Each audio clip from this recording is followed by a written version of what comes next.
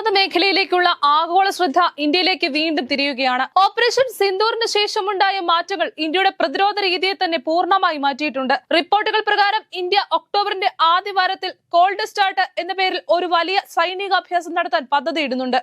ഡ്രോണുകളുടെയും counter drone സംവിധാനങ്ങളുടെയും പരീക്ഷണമായിരിക്കും പ്രധാനം. കാലം മാറുന്നതിനനുസരിച്ച് യുദ്ധരംഗത്ത് വ്യോമശക്തിക്ക് ലഭിക്കുന്ന പ്രാധാന്യം ചെറുതല്ല. വിവിധ യുദ്ധങ്ങൾ ലോകത്തെ അതിനുള്ള തിരിച്ചറിവിലേക്കാണ് നയിച്ചത്.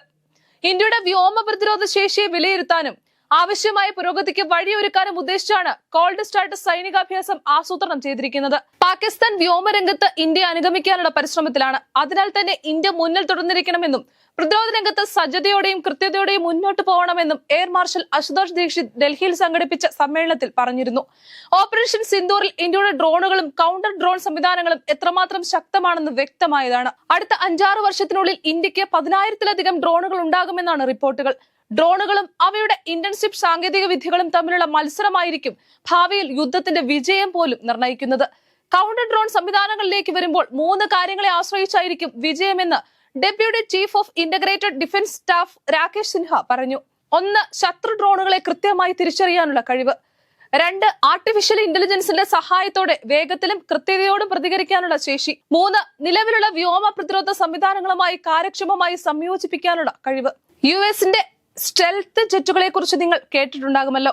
ശത്രുവിന്റെ റഡാറുകളുടെ കാഴ്ചയിൽ പെടാതെ കൃത്യമായ തിരിച്ചടി നൽകുന്ന ഈ വിമാനങ്ങൾ പല രാജ്യങ്ങൾക്കും പേടി സ്വപ്നമാണ്.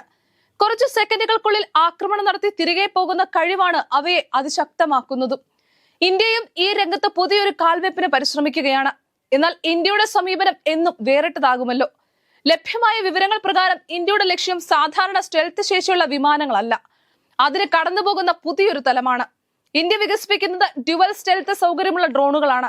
അതായത് അതിന് രൂപവും അത് ഉപയോഗിക്കുന്ന ഡാറ്റ സിഗ്നലുകൾ മറച്ചുവെക്കാനാവുന്ന സാങ്കേതികത്വം. ഇന്ത്യ ലക്ഷ്യം വെക്കുന്നത് ഡ്യുവൽ സ്റ്റെൽത്ത് ഡ്രോണുകളാണ്. ലോകത്തിലെ ആദ്യ ഡ്യുവൽ സ്റ്റെൽത്ത് ഡ്രോൺ ആയിരിക്കും ഇന്ത്യയുടെ രാമ എന്നാണ് വിവരം. ഇന്ത്യയുടെ ഈ പുതിയ സംരംഭം ലോക പ്രതിരോധ വ്യവസ്ഥയിലേക്ക് അതിശയത്തോടെയും ശ്രദ്ധയോടെയും നോക്കപ്പെടുന്ന ഒരു വലിയ ചുവടുവയ്പ്പാകുമെന്നത് വ്യക്തമാകുന്നു.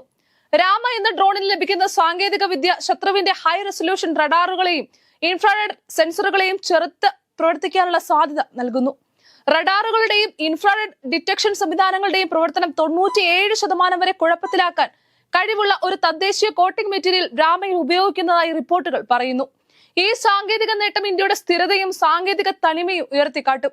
ഹൈദരാബാദ് ആസ്ഥാനമാക്കി പ്രവർത്തിക്കുന്ന വീര ഡൈനാമിക് എന്ന സ്റ്റാർട്ടപ്പും ബിൻഫോർഡ് റിസർച്ച് ലാബ് എന്ന ഗവേഷണ സ്ഥാപനവുമാണ് പ്രതിരോധ മന്ത്രാലയത്തിന്റെ സഹകരണത്തോടെ ഈ ഡ്രോണിന്റെ നിർമ്മാണത്തിൽ ഏർപ്പെട്ടിരിക്കുന്നത്.